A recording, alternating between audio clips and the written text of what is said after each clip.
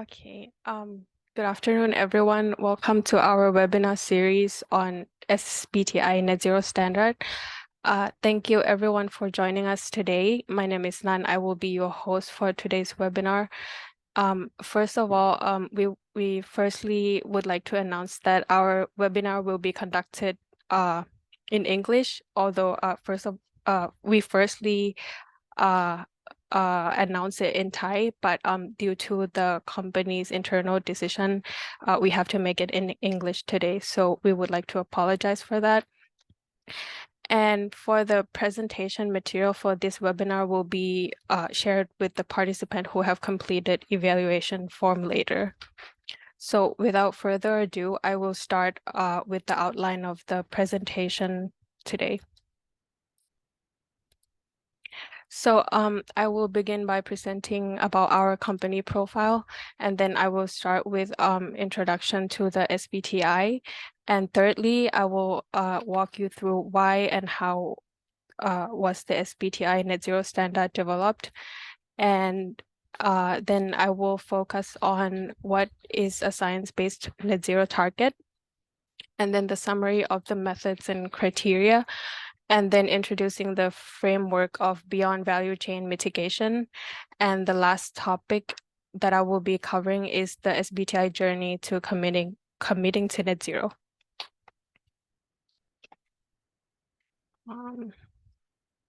Moving on to the company profile. So we are Green and Blue Planet Solutions, or GBP. We are a Japanese environmental consulting company based in Bangkok, and we were established as a joint venture company between NVIX Limited, which is a Tokyo-based environmental consulting company, and Yamaki Environment Company Limited, which is a Japanese environmental engineering company. We provide research and consulting service in the field of environment, energy, chemical health and safety in Thailand and also among the Asian regions. So for our service, we have environmental site assessment, chemical management and compliance, environmental health and safety compliance, and last one is the service relating to climate change. So for the ESA or environmental site assessment, our company can help you with the factual reporting in accordance with the ASTM standard. This ESA will be a part of environmental due diligence or merger and acquisition process.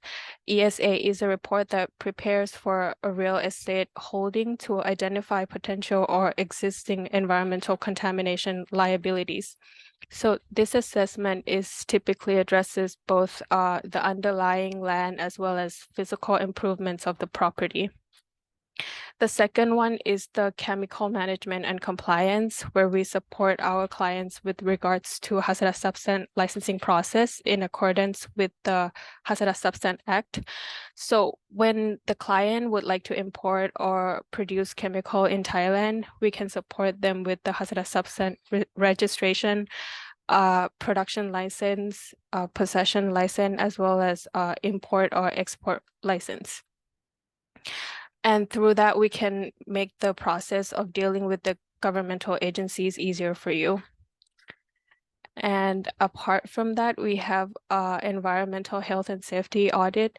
So our audit expert can provide a comprehensive approach to the EHS compliance, and we can help identify applicable regulations to the client's business and its country of operation.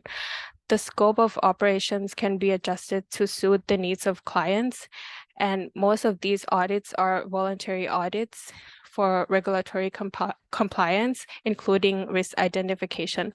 So we can help the client point out the relevant process improvements accordingly. And last one is the service relating to climate change. We have IREC, or International Renewable Energy Certificates, carbon credits, and carbon footprint for organization.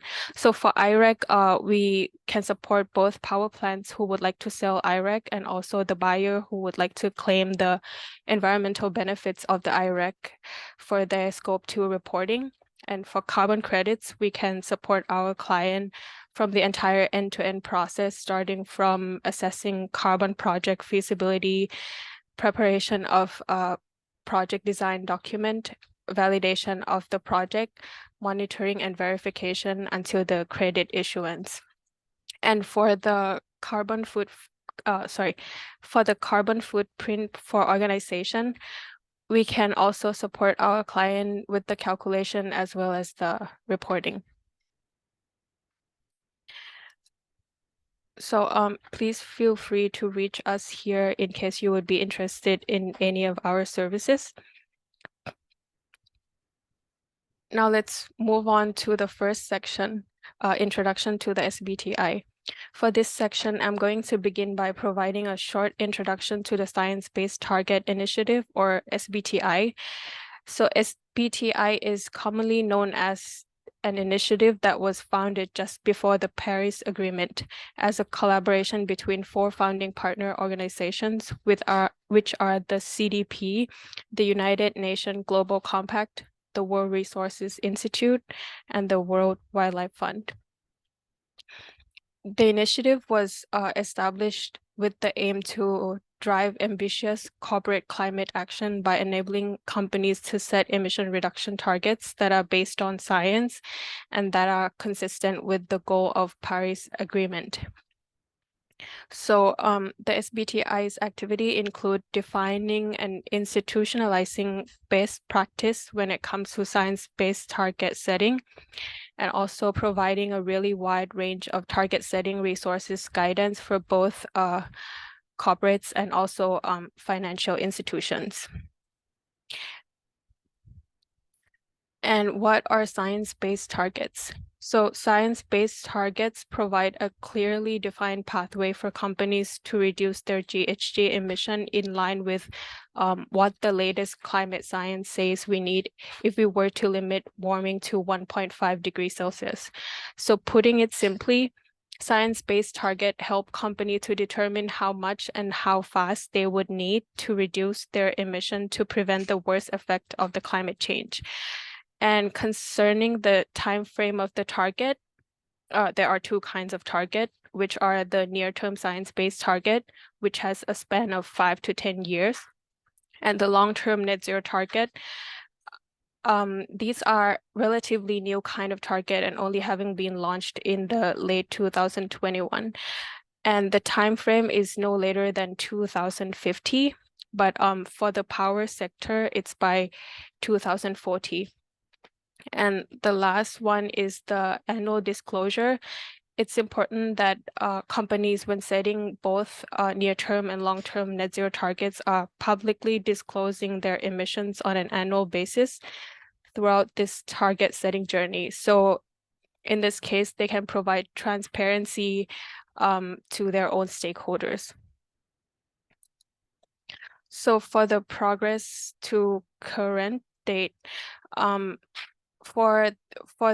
since the SBTi was begun in 2015 until May 2023, currently over 6,511 companies are taking science-based targets or have committed to developing the targets, and 3,730 companies of which already have their targets approved by the SBTi.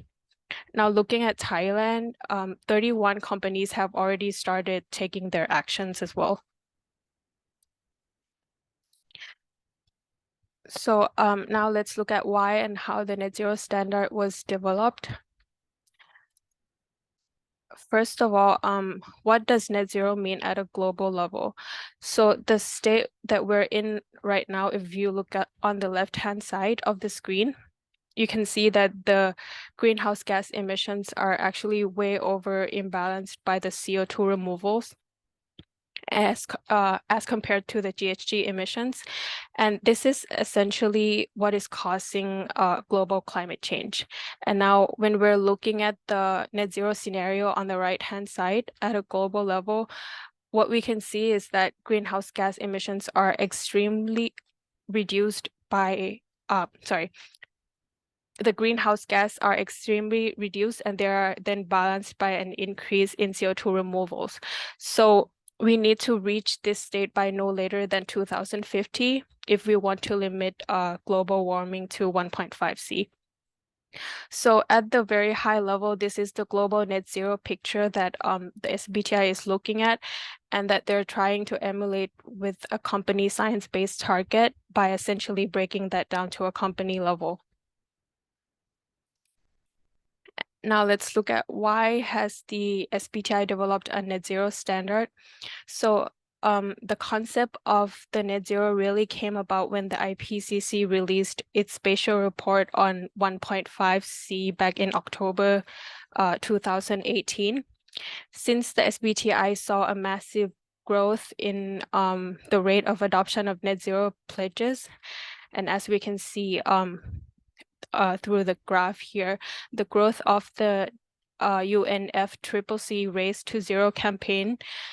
So what the graph demonstrates is that the amount of non-state actors, so it includes not only companies, but also cities, regions, and other organizations that are committing to the net zero through Race to Zero campaign. So you can see that these numbers are growing exponentially over time. And when taking a closer look at the biggest portion shown in the bright purple here, those are actually companies. So more and more companies are making net zero pledges over time. But on the other hand, what they begin to see was a huge amount of criticism of the concept of net zero because there was no robust benchmark. So companies and different other non-state actors were setting net zero targets, but there wasn't the same kind of framework for them to do it. So this led to a huge amount of criticism. Some of the top criticism that the SBTi saw and that they're trying to solve through the net zero standard development process was, first of all, these targets had incomplete boundaries. So they may have been including only certain types of greenhouse gases, for example, only carbon dioxide. And another key criticism of the concept of net zero was that it was allowing delayed action. So having long-term target without interim milestones along the way didn't really hold these actors accountable for what they needed to do to actually reach the net zero goal. And the third and probably the biggest criticism of net zero targets had been that they allowed organizations to focus on offsetting instead of actually reducing their emissions. So they're using offsets instead of actually making those reductions themselves. And then finally, because there were no benchmark available, so there was a lack of scrutiny. And it was very difficult to tell what was a credible net zero target. And there was no one checking whether these targets were in compliance with what the science was saying. Okay, so net zero standard development process, it was began back in September 2020. And that was when the SBTi launched the net zero foundation paper. And following on from that, they then set up an expert advisory group. So this was a balanced group with lots of different viewpoints from approximately 40 different individuals from business, academia, and science. So these sectors helped the SBTi to develop the criteria and the standard. And following on from that, the criteria was drafted, which went through the first public consultation at the beginning of 2021. So nearly 400 participants took part in that consultation. This process provided them with a number of feedback, and the feedback was then used to refine and develop the criteria and the guidance to help companies to be able to implement such criteria themselves. And after that, there was a company road test in the mid of 2021 where 48 companies participated before going to the second public consultation and finally launching in November 2021. Now, let's look at what is science-based net zero target. So there are 4 key elements that make up NetZero Standard framework. So the first one right here is the near-term science-based target, which has a 5 to 10-year emission reduction target that is in line with 1.5 C pathway. And the second one is the long-term science-based target. So these targets essentially show companies how much they need to reduce emission to be in line with the global net zero scenarios that limit warming to 1.5 C. Now, these targets are to be set for no later than 2050. And these long-term targets show companies how much they need to reduce their emission to be in line with global net zero.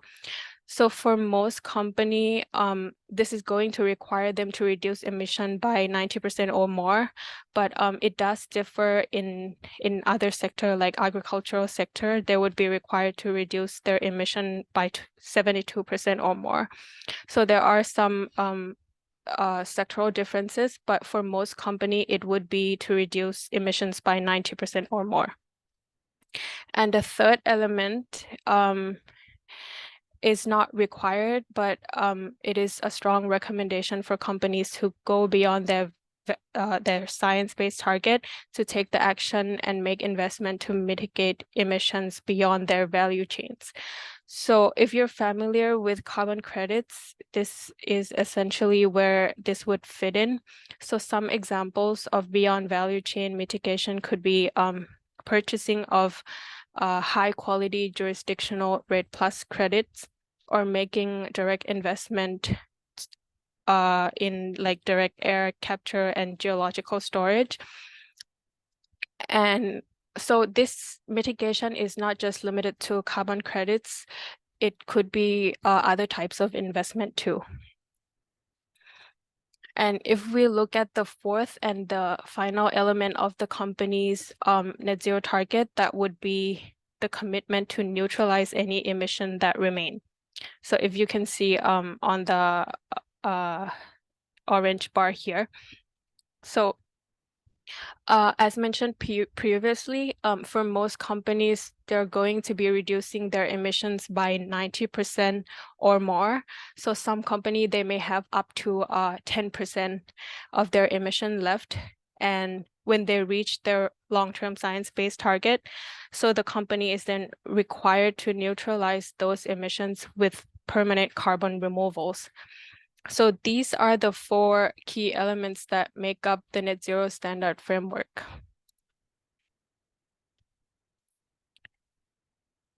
Now, another key question is that when can a company can claim that it has reached a state of net zero emission? So it is when a company has reached its long-term science-based target and then neutralize their emission. So the first condition is science-based abatement, in which the company should have reduced its scope 1, 2, and 3 emission to either 0 or to a residual level that is consistent with 1.5 C pathway. And the second condition is that any emissions that do remain are then neutralized at the net zero target date and thereafter. So a company would essentially have to have that level of abatement and neutralization to be able to have claimed the net zero. Now let's look at the summary of the methods and criteria.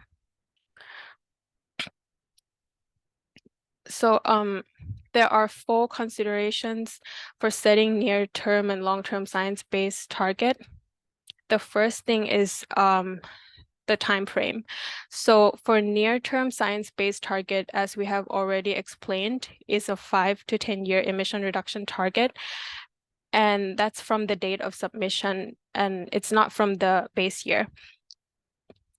And also the time frame for long-term science-based target is set to be 2050 by the latest, but for power sector, it would be 2040.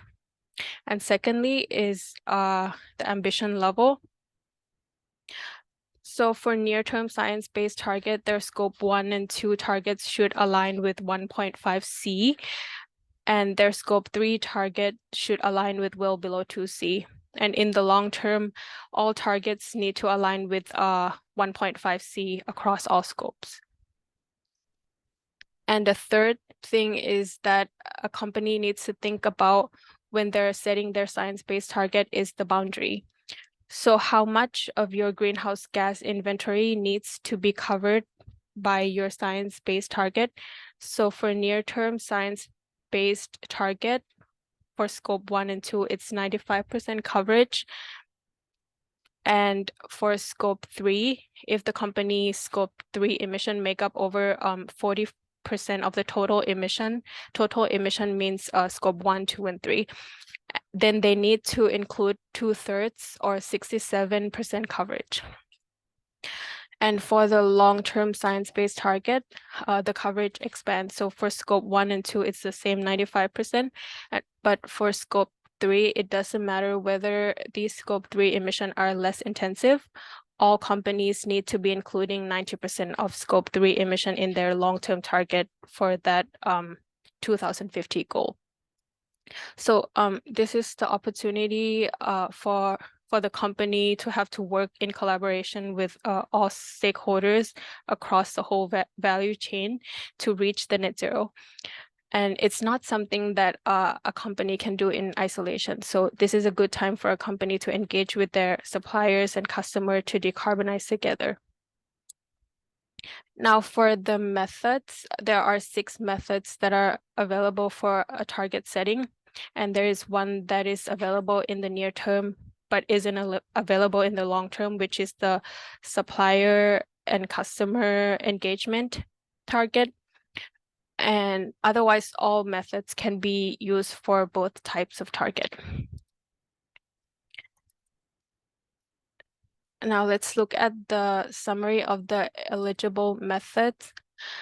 This slide explains the summary of the method for greenhouse gas emission scope when setting both near-term and long-term science-based target.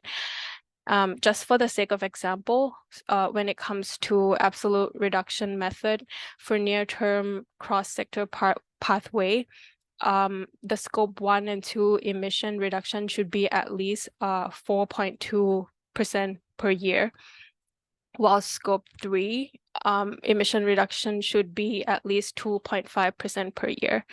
And for the long-term cross-sector pathway, all scope from 1, 2, and 3 should be at least 90% reduced by 2050. And this is the eligibility that the scope that the method cover. And also for the renewable electricity, which is eligible for scope 2 emission, RECs or renewable energy certificates or virtual PPA can be used, and this should cover at least 80% by 2025 and reaching 100% by 2030. Well, for long-term SBT, the use of RECs or virtual PPA should cover for 100% by 2030. Now, let's look at the summary of the sector-specific pathway and guidance development releasing date.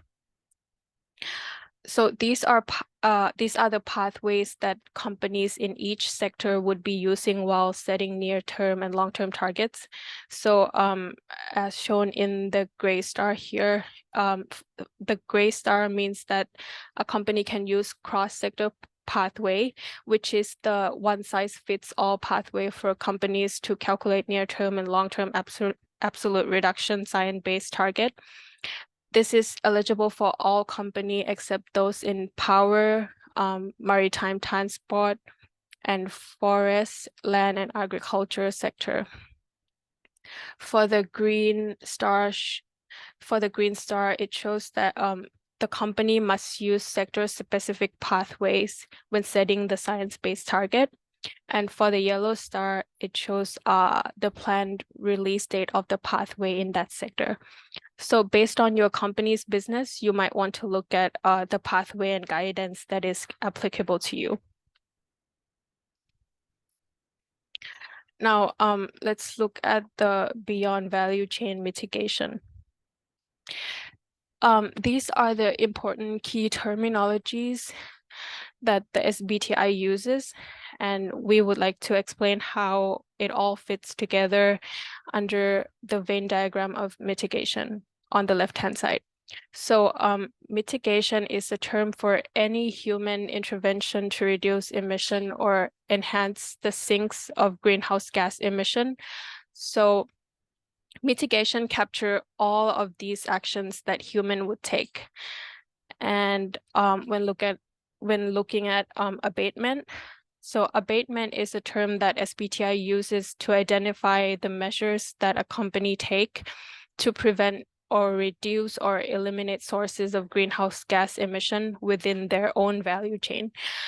So some examples would be reducing energy use or switching to renewable energy. So it's anything that a company does within its value chain that it's essentially science-based is called abatement. For beyond value chain mitigation, so if we think back to the 4 elements of a net zero target, this is an element number 3. So these are the mitigation actions or investment that fall outside of the company's value chain. And they can be any actions that either avoid or reduce emissions or that remove and store. So it's not limited to removals. And the final term is the neutralization. So thinking back again to the 4 elements of the net zero target, neutralization is the 4th element, and essentially it's the measures that a company takes to remove carbon from the atmosphere and permanently store it to counterbalance the impact of any emissions that remain. So the counterbalancing part of that definition is quite important. Neutralization can happen within or beyond the value chain. It depends on kind of how that's happening and where it is used. There are some flexibility on that. Now let's look at the mitigation hierarchy. So when the net zero standard was developed, it was developed with the mitigation hierarchy. So that's another term that the SBTi use often within the standard. What this means is that the most important piece of a company's climate strategy should be focused on abatement. So that's looking at reducing emission within their own value chain. The next piece is beyond value chain mitigation. So if you have measured your greenhouse gas emission and you're reducing them in line with science, and the next thing to do would be to look beyond your value chain and see how you can mitigate emissions to contribute to global net zero goal. And the final one is neutralization. That is more of a long-term goal, and hence why it is the smallest, and a company should have abated vast majority of its emissions before neutralizing. So that's why it comes last within the mitigation hierarchy. Now, although abatement must be prioritized, the company are encouraged to go beyond their science-based target. So this slide essentially shows some examples of the different actions that a company could take that would fit within these different sections. So the slide is split into actions that reduce emission and also the action that remove emissions. So going back to the emission reduction, for the abatement that happened within the value chain, companies could reduce the emissions through new technologies or through switching to renewable energy or through a more sustainable transport. And for outside of the value chain, they could be helping to prevent deforestation or providing direct finance to projects or technology. And so these actions would fall within the beyond value chain mitigation piece. Now, if we think about removal, so again, removals can happen within or beyond value chain. Some examples of this could be direct air capture and storage, enhanced weathering, bioenergy with carbon capture and storage, afforestation, coastal blue carbon, and then a variety of other approaches. And one thing is that the net zero standard criteria is sort of light at the moment on the criteria around removals. The reason why is that because the SBTi requires that removals are permanent. However, the frameworks for assessing CO2 removal permanence are still relatively immature.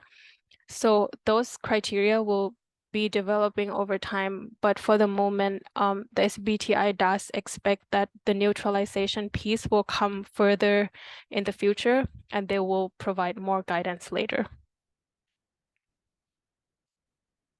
Now, let's look at what role do carbon credits play within this standard.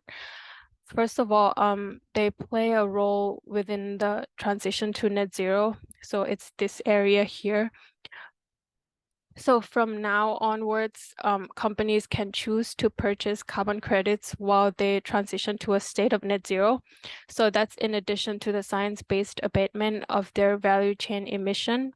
And that is to support society to achieve net zero emission by 2050.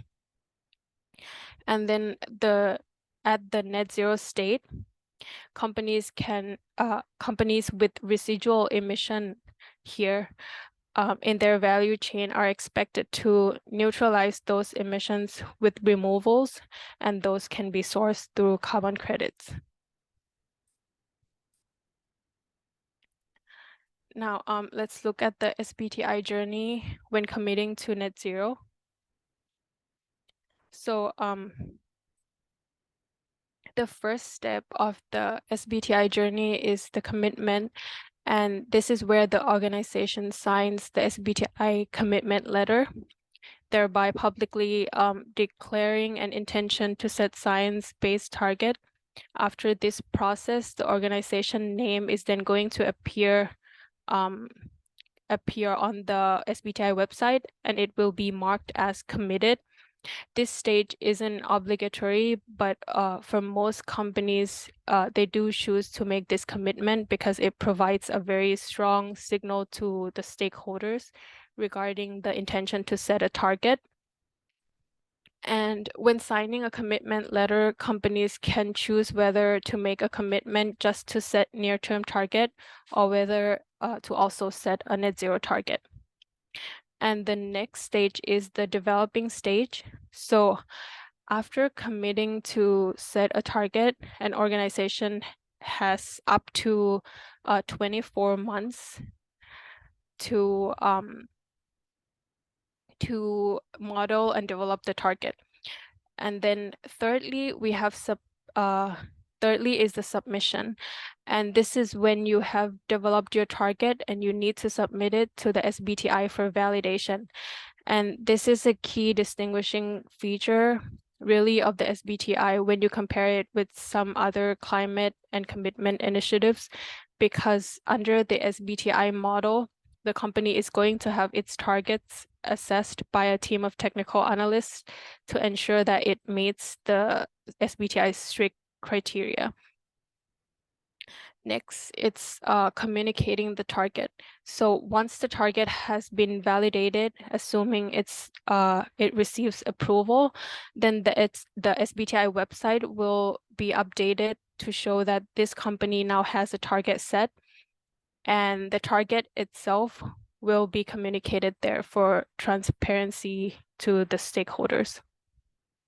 And then finally, disclosure. So this is after the target is set and communicated, where the real work starts and actually needing to reduce emissions, and companies are taking and companies are also required then to report on an annual basis concerning inventory. So that way it's easier to track progress against the target that they have set. These are all what we have so far. I understand it's quite a heavy topic to learn in a short period of time. Moving on to our upcoming webinar. For next month, we will be having a webinar on the notification of the production and importation of 5.6 hazardous substance lists. This webinar will be conducted on the 28th of November. So if you would be interested, please feel free to register on the link in our website. And in December, we will be having webinars on how to develop a carbon project, and also another topic on how to credibly make voluntary use of carbon credits. So if you're interested, please keep an eye on our website.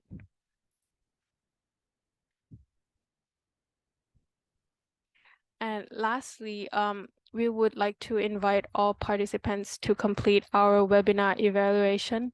So that way we can improve our upcoming webinars and create great content in the future again. And the presentation materials, as I mentioned earlier, will be sent to those who have completed the evaluation form later.